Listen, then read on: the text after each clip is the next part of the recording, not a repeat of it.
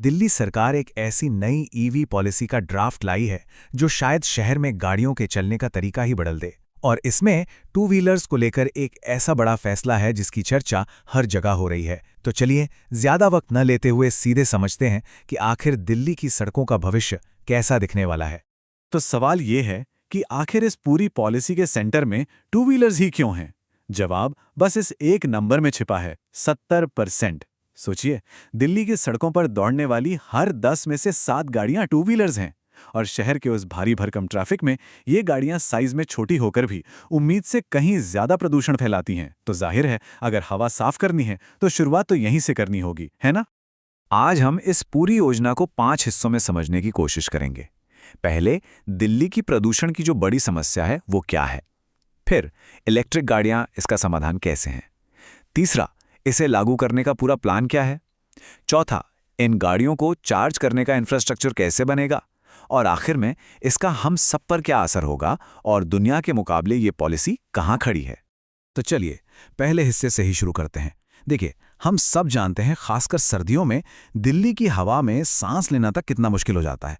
पूरा शहर जैसे एक धुंध की चादर में लिपट जाता है। और इसकी एक बहुत बड़ी वजह है हमारी सड़कों पर दौड़ती लाखों गाड़ियां। अच्छा, अब जरा इस पर नजर डालिए। ये बड़ी काम की बात है।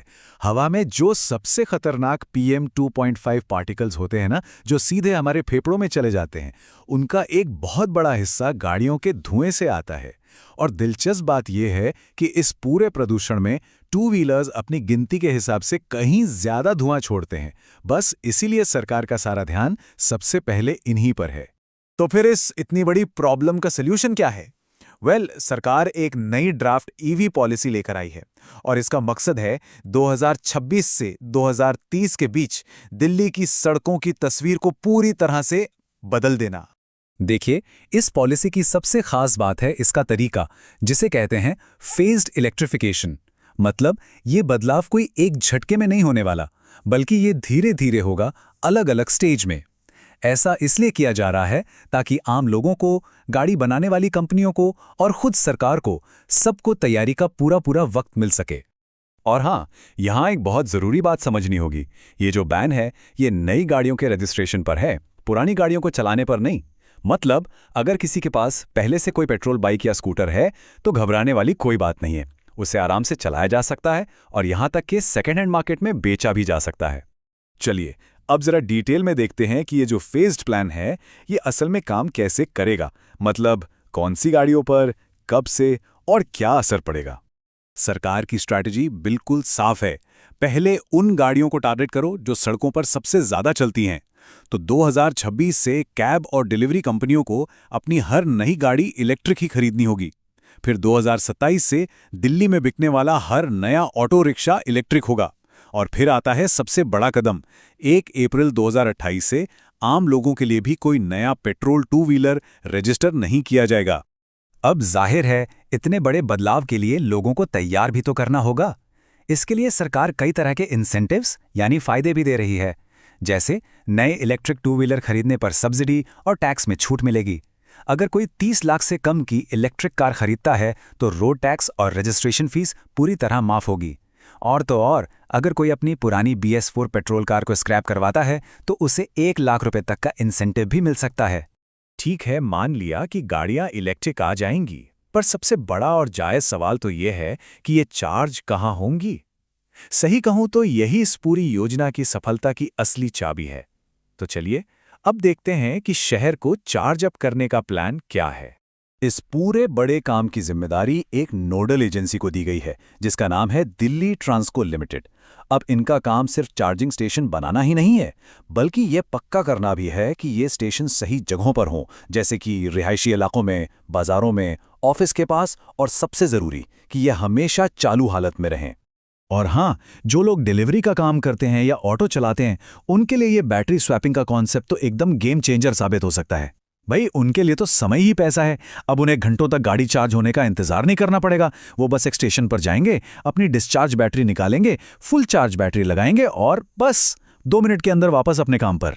चलिए अब बात करते हैं सबसे जरूरी हिस्से की, कि इस इतने बड़े बदलाव का हम सब पर असर क्या पड़ेगा और दुनिया के दूसरे देश इस मामले में क्या कर रहे हैं।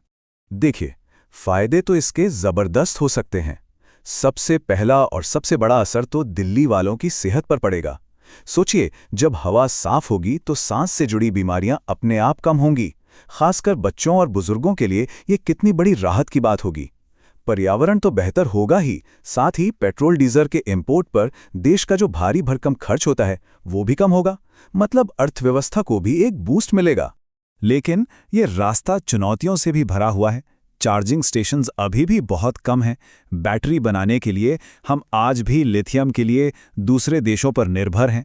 फिर सोचिए, जब लाखों गाड़ियां एक साथ चार्ज होंगी तो शहर के पावर ग्रिड पर कितना ज़्यादा दबाव पड़ेगा। और हाँ, आम लोगों के मन में रेंज एंग्जाइटी भी है। मतलब ये डर कि कहीं गाड़ी बीच रास्ते में ही बंद ना हो जाए। और इन सब के अलावा पारंपरिक ऑटोमोबाइल सेक्टर में जो नौकरियां हैं, उनका क्या होगा? ये भी एक बहुत बड़ा सवाल है।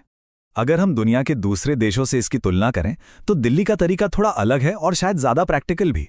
देखिए, यूरोप और चीन जैसे देश सीधे पेट्रोल डीजल कारों पर बैन लगा रहे हैं, जबकि दिल्ली अपनी सबसे बड़ी और ज़मीनी समस्या यानी टू व्हीलर से होने वाले प्रदूषण पर पहले फोकस कर रही है। ये दिखाता है कि ये पॉलिसी सिर्फ कॉपी पेस्ट नहीं है, बल्कि दिल्ली की अपनी ज़रूरतों को ध्यान में रखकर बनाई गई है। ये जो लाइन है, ये इस पूरी पॉलिसी का निचोड़ है, उसका सार है। मतलब लक्ष्य है एक स्मूथ और धीरे धीरे होने वाला बदलाव, जो प्रदूषण के सबसे बड़े सोर्स पर तो सीधा हमला करे, लेकिन उन लोगों को परेशान न करे जिनके पास पहले से पेट्रोल की गाड़ियां हैं। तो आखिर में सवाल यही बचता है, क्या दिल्ली का ये प्लान वाकई शहर को साफ हवा दे पाएगा और एक मास्टर स्ट्रोक साबित होगा, या फिर इसके सामने जो चुनौतियां खड़ी हैं वो इतनी बड़ी हैं कि ये एक बहुत बड़ा रिस्क है? इस पर सोचने की जरूरत है।